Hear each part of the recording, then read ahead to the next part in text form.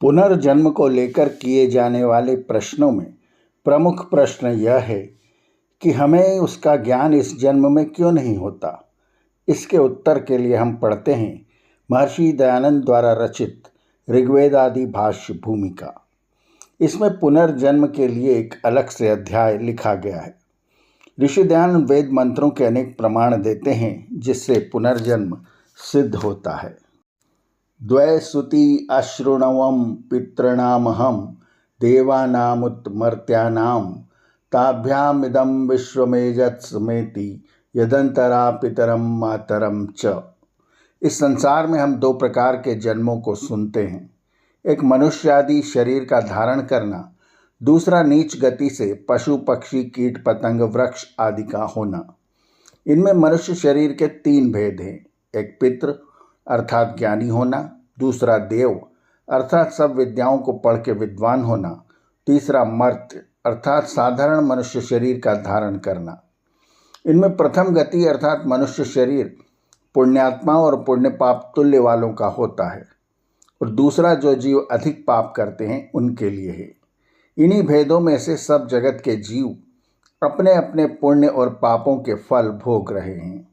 जीवों को माता पिता के शरीर में प्रवेश करके जन्म धारण करना, पुनः शरीर छोड़ना, फिर जन्म को प्राप्त होना बारंबार होता है। जैसा वेदों में पूर्वापर जन्म के धारण करने का विधान किया है, वैसा ही निरुक्तकार ने भी प्रतिपादन किया है।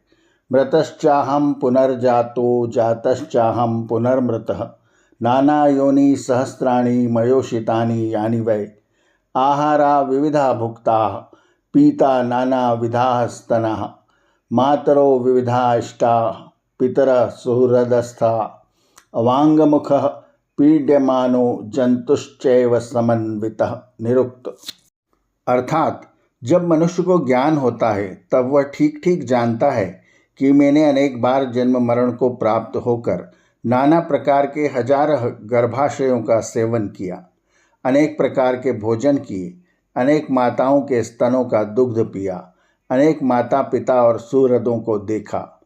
मैंने गर्भ में नीचे मुख ऊपर पग इत्यादि नाना प्रकार की पीड़ाओं से युक्त होके अनेक जन्म धारण किए, परंतु अब इन महादुखों से तभी छूटूंगा जब परमेश्वर में पूर्ण प्रेम और उसकी आज्ञा का पालन करूंगा, नहीं तो इस जन्म मरण स्वरूप दुख सागर के पार जाना कभी नहीं हो सकता।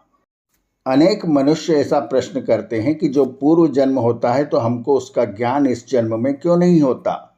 उत्तर, आँख खोल के देखो कि जब इसी जन्म में जो जो दुख सुख तुमने बाल्यावस्था में अर्थात जन्म से 5 वर्ष पर्यंत पाए हैं उनका ज्ञान नहीं रहता, अथवा जो कि नित्य पठन पाठन और व्यवहार करते हैं उनमें से भी कितनी ही बातें भूल जाते हैं, तथा निद्रा में भी यही हाल हो जाता है कि अब के किए का भी ज्ञान नहीं रहता।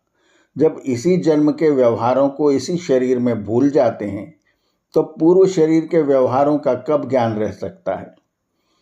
तथा ऐसा भी प्रश्न करते हैं कि जब हमको पूर्व जन्म के पाप पुण्य का ज्ञान नहीं होता और ईश्वर उनका फल दुख या सुख देता है, इससे ईश्वर का न्याय व जीवों का सुधार कभी नहीं हो सकता।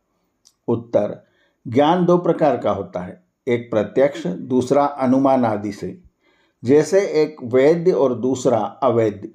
इन दोनों को ज्वर आने से वैद्य तो इसका पूर्व निदान जान लेता है और दूसरा नहीं जान सकता, परंतु उस पूर्व कुपथ्य का कार्य जो ज्वर है वह दोनों को प्रत्यक्ष होने से वे जान लेते हैं कि किसी कुपथ्य से ही यह ज्वर हुआ है, अन्यथा नहीं।